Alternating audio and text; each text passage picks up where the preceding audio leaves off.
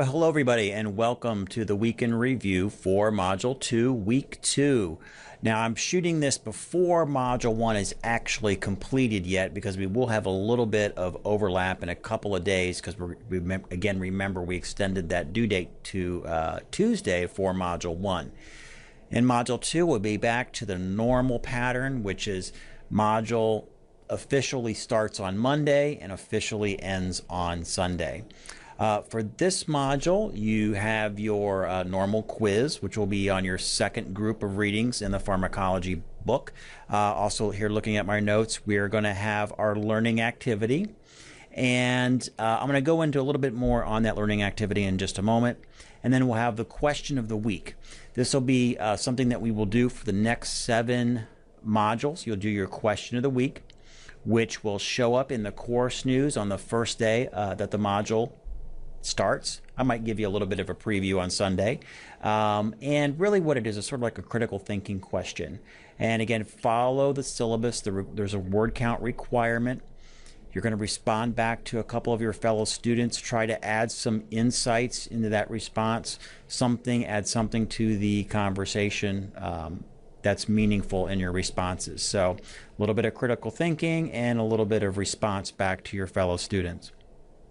Okay, and then again, let me go back to the weekly learning activity. This weekly learning activity for Module 2 will be a little bit different and a little bit the same as your first one that you did. It's the same in that it's kind of reminiscent of workbook activity. It's going to emphasize the things that you are getting out of the reading. So again, I would recommend that you look at the activity first, then do your reading, because you'll kind of be reading for certain answers as you're going through it. So it will help you complete the learning activity. Where it will be different is that it will be computer based. So you're going to be actually typing in answers or selecting answers again as you're going through the reading. So keep that in mind. It's going to look a lot like a quiz. The way that I've structured it is actually using our quiz generator. So, but don't be alarmed, it's not a quiz. It is, again, a learning activity. You'll be able to go in and out of this activity throughout the entire week. It's set for 7 days, so it'll be open for 7 days. The only thing that you must not do, this is kind of the most important thing for this to work, is do not select submit. So let's say you're working on it and you knock out a few answers on it and then you decide to come back to it in a couple days. That's perfectly okay. That's the way I hope it works for you and the way I hope I designed it.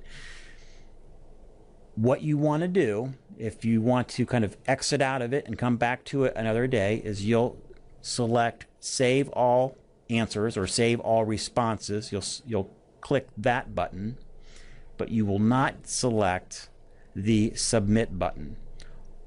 Only select the Submit button when you're done with the entire thing. And you'll know when you're done. It's pretty clear when the end is. Then you can click Submit and then it kind of goes away forever. So be careful on that. Don't select Submit until the very end. And then also be careful that you, when you exit out to save your work that you've been working on for 20, 30 minutes, that you do select the Save All Responses button to save the work that you have input on that. So hopefully it doesn't cause too much confusion. I have plenty of warnings all throughout the thing on what to do. So please read that. The other thing is, as you're going through it, one of the exercises is a crossword. The crossword itself, the image, is kind of hard to read. So what I did is I made a PDF that you'll see in the module that you can click and download and print.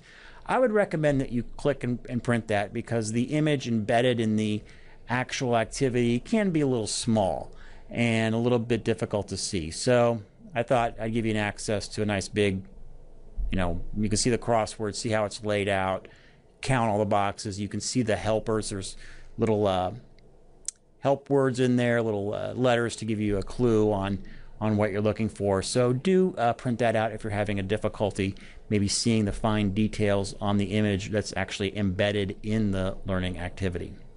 And then the questions for the crossword are in the learning activity. They're not on the PDF. You can print those out if you wish from the learning activity if you like, totally up to you. Okay, so that's pretty much it for week 2. I would highly encourage you to keep working, start working on that unit paper. Please don't wait until next week when we're winding up pharmacology to do this paper. Just save yourself some grief. Even if you did a little bit of research and got your sources all lined up, again, I encourage you to work early on it so you don't have to be stressed out at the last minute trying to do a 3-page paper with a cover, with the title page and references. Please make sure that you're using in-text citations. For those of you that had me in the previous class, there were some of you that missed that. I didn't take a lot of points off that would significantly impact anybody's grade, but there were a few of you that did not do the in-text citations. So please make sure that you do that. I will be taking off for it this time around. So other than that, that pretty much concludes the week in review. If you have any questions or comments, please feel free to comment or contact me, and I will see you later. Thank you for watching.